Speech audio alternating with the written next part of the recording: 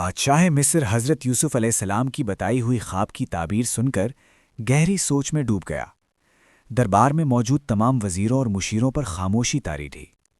7 موٹی گائیں اور 7 دبلی گائیں، 7 ہری بالیاں اور 7 سوکھی بالیاں، اب یہ سب محض خواب نہیں رہے تھے، بلکہ آنے والے برسوں کا ایک واضح نقشہ بن چکے تھے۔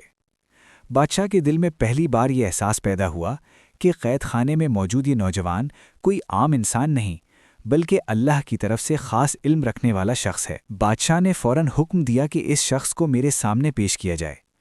قاصد تیزی سے جیل کی طرف روانہ ہوا اور حضرت یوسف کو شاہی پیغام سنایا، مگر حضرت یوسف نے حیرت انگیز طور پر جیل سے فوراً نکلنے سے انکار کر دیا۔ انہوں نے نہایت وقار کے ساتھ فرمایا کہ پہلے ان عورتوں کے معاملے کی حقیقت واضح کی جائے جنہوں نے ان پر الزام لگایا تھا۔ حضرت یوسف جانتے تھے کہ اگر بے گناہی ثابت ہوئے بغیر رہائی لی جائے تو الزام ہمیشہ کے لیے ایک سایہ بن کر ساتھ رہے گا۔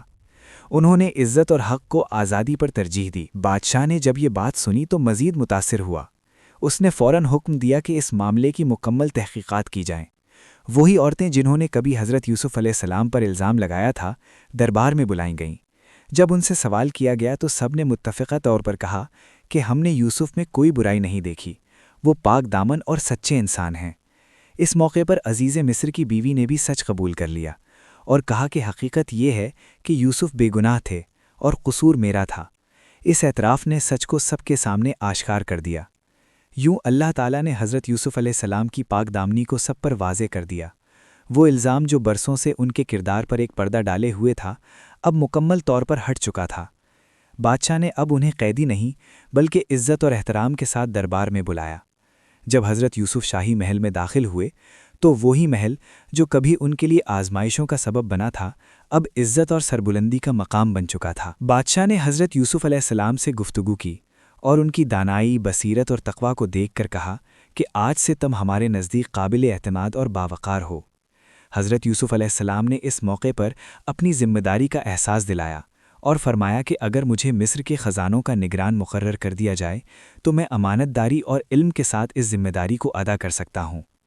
بادشاہ نے ان کی بات قبول کر لی اور یوں حضرت یوسف علیہ السلام کو مصر کے خزانوں اور معیشت کا ذمہ دار بنا دیا گیا۔ یہ لمحہ حضرت یوسف علیہ السلام کی زندگی کا ایک عظیم موڑ تھا۔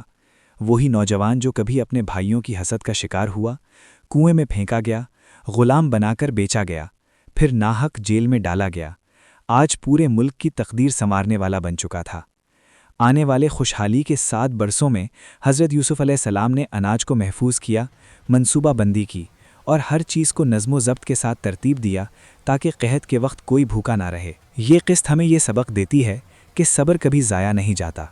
اللہ تعالیٰ اپنے نیک بندوں کو آزمائشوں میں ڈالتا ہے، مگر جب وقت آتا ہے تو عزت ایسے مقام سے دیتا ہے جہاں سے انسان نے کبھی سوچا بھی نہیں ہوتا۔